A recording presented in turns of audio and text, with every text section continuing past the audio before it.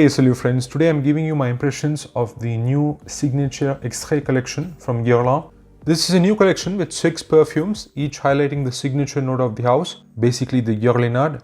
Notably within the La Matière collection, obviously Extrait de Parfum at 30% concentration. So it is basically an higher-end collection within the already exclusive collection, all co-created by Thierry Vasser and Delphine Jelk. Now about Guerlain, we can talk for hours, but in short, the Guerlain now is different from the Guerlain till the 90s. The creations till that time are some of my favorites of all time. There have been more misses than hits in the recent years. The La Matière line I like.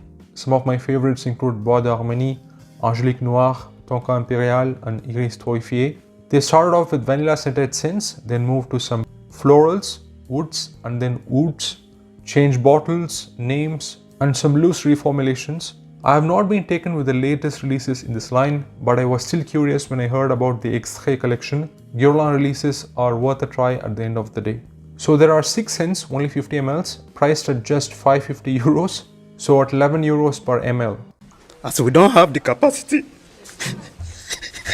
We shall come back to that later. I finally got to smell them a couple of days ago. So these are more like 4th or 5th quick impressions, and obviously as you can see I have not purchased any bottles. So here we go.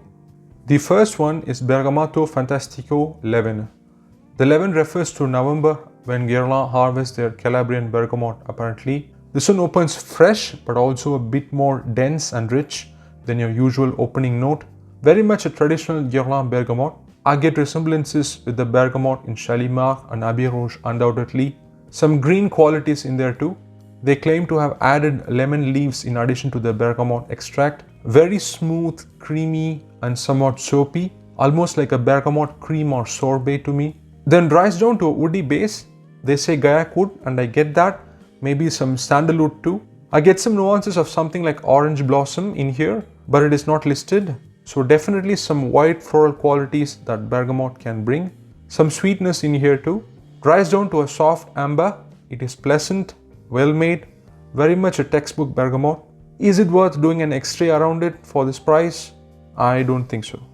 Next up, let's go to Rose Centifolia 1. The rose is obviously the Centifolia variety from grass, also known as Rose de May. The one refers to the 1 month of May when it's harvested. This one for me came across like the most well made, yet the least original of the collection. It is in fact a rose patchouli incense combo, which we have seen over and over again. But of course, that does not mean it can't be good. This one opens straight up with that rose, slightly fresh, opulent pink rose. Reminded me of Rose Cherry from the same collection, Rose de May from Paris Monte Carlo, Rose Prick from Tom Ford. Not that all of them use Rose Centifolia, but just reminds me of those. Slightly heady, honeyed, soapy, buttery and creamy, more so waxy and powdery and yet manages to keep its freshness. Again, I don't like throwing out other perfume names and smell the scent for what it is. Rose de May is used in many perfumes after all, but with this one, it is difficult to completely disassociate. It is more delicate and almost watery with some herbal touches as opposed to your rich, jammy, spicy roses, Damascena or Turkish rose or Bulgarian rose or Thai rose. Then you have some crystalline olibanum that is kind of in the background. The patchouli emerges slowly and comes to sing a duet. Very clean, polished patchouli, slightly dank with some mossy, chypre-like nuances. At this point, reminded me a little bit of things like Towers Incense Rose, Amouage Rose Incense, and notably Healy's Hippie Rose, which you can find at discounters for under 100. Again, it's not the same, but I just can't help myself from drawing comparisons with this one. Very nice, but been there, done that kind of a thing. With rose, it is really difficult to break the mold. Next up is Jasmin Grandiflorum 30. 30 representing the temperature of extraction. This numbering is all over the place. Now, I will start by saying I am really not big into jasmine in perfumes. I love the smell of the flowers in its natural state. Like in India, women actually wear jasmine garlands. You can see the temples. I love it that way. As perfumes, there are very few I enjoy, like A la Nuit from Serge Lutens. I enjoy it more as a supporting note when it is paired with a bouquet in the mid of iris, rose, jasmine, ylang, etc. Or paired with sandalwood like in Samsara or Dries Van Noten. I especially don't like when it goes endolic. This one though is very wearable, fresh, clean, waxy and slightly sweet. Little bit of fruitiness that reminded me of Jasmin Bonheur from the same collection. Also has this weird strawberry note which I don't like. Some soft sandalwood in the base that rounds things up. It is really nice, but not one that excites me. Next up we have Vanille Planifolia 21. 21 refers to the days of maceration for the tincture. Now this one and the next, they are very much in the ballpark of the arts and materials collection. This vanilla is undoubtedly a richer version of the one you find in Spirituous Double Vanille, Tonka Imperial and Bois d'Harmonie. So very much that boozy, sweet, rich, slightly syrupy vanilla. With time becomes powdery, ambery, some big benzoin in there. Very pretty, luxurious, sparkling vanilla. They just can't go wrong with this one. Guerlain is really the best when it comes to vanilla, and that is once again obvious here. It is not the vanilla that you found outside this collection, like the one in Shalimar or Abbey Rouge for instance. Very much the DNA of this collection. Some spicy qualities like dusting of pepper or coriander in here. Some cocoa nuances too. Gets resinous and more powdery in the dry down.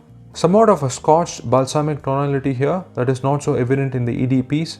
Very pleasant, easy to like and high quality. This is the one that has sold the most so far, I was told. At the same time, may be redundant with the other vanillic scents from this collection. Next up is Tonka Sarrapia 75.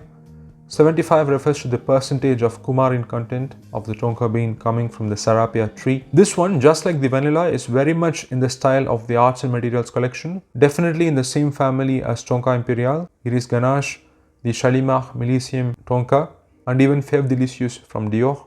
Has this notable bitter almond note, creamy, sweet, nutty, fruity, with some hints of cherries and honey. Again has some resinous balsamic touches, probably from the Peru balsam or Tolu balsam in here.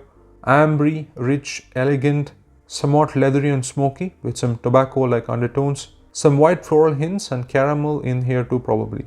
Turns powdery with some spices, probably some nutmeg or cinnamon here, and a notable cocoa note. It is much more rounded, rich and smoother version of the other scents that I mentioned. Again, very elegant, warm, comforting. Definitely some gourmand touches here.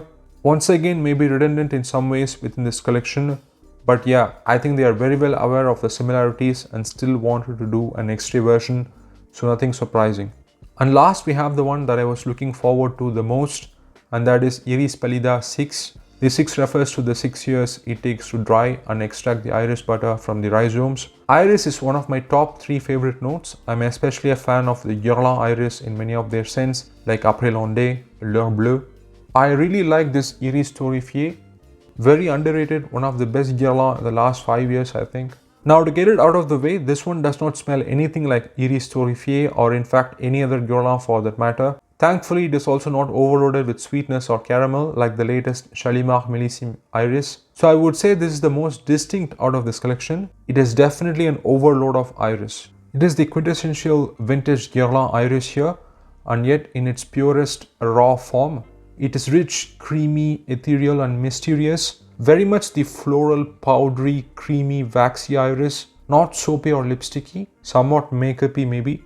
Very much a rooty, rhizome, tuber-like, starchy, chalky qualities here. Almost like a yam pulled from the ground. Quite vegetal and suede-like tonalities too. Very dense, opaque with some metallic undertones. Very smooth but has some spiky, sharp qualities. The bitter almond also makes an appearance. Then as it dries down, a very musky, earthy, supple leather comes up. It is really like you scooped some iris butter and scraped it on a piece of brown buttery leather. It is interesting. It is my favorite from the collection.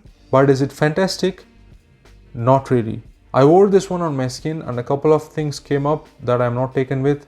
The almond that usually is balanced by the sweetness is idle here and can come across a bit metallic and borderline synthetic at times. Second, in some ways it comes across very much stripped down, meaning it comes across like a very high quality rich extract with iris butter or absolute or probably both. But if we want to smell like that, we can just directly get the raw material. So I would have liked a full orchestra, so to speak, like a composed perfume rather than a stripped down raw material like scent with some added notes. In fact, I think that loosely applies to this entire collection. They are all well made, the quality is here, the refined nature of the raw materials is evident. They are more streamlined than the EDPs, any movement or clankiness is gone.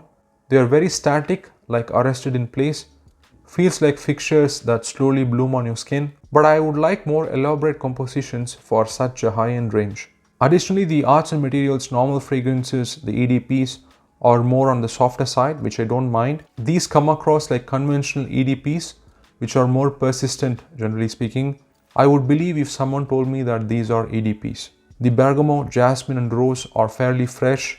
They don't go through a lot of transitions. They also mostly project moderately at best and stay close to the skin. Maybe they will make 3 ml elixirs or attars for hundreds of euros. Speaking of which, the pricing of this collection is through the roof.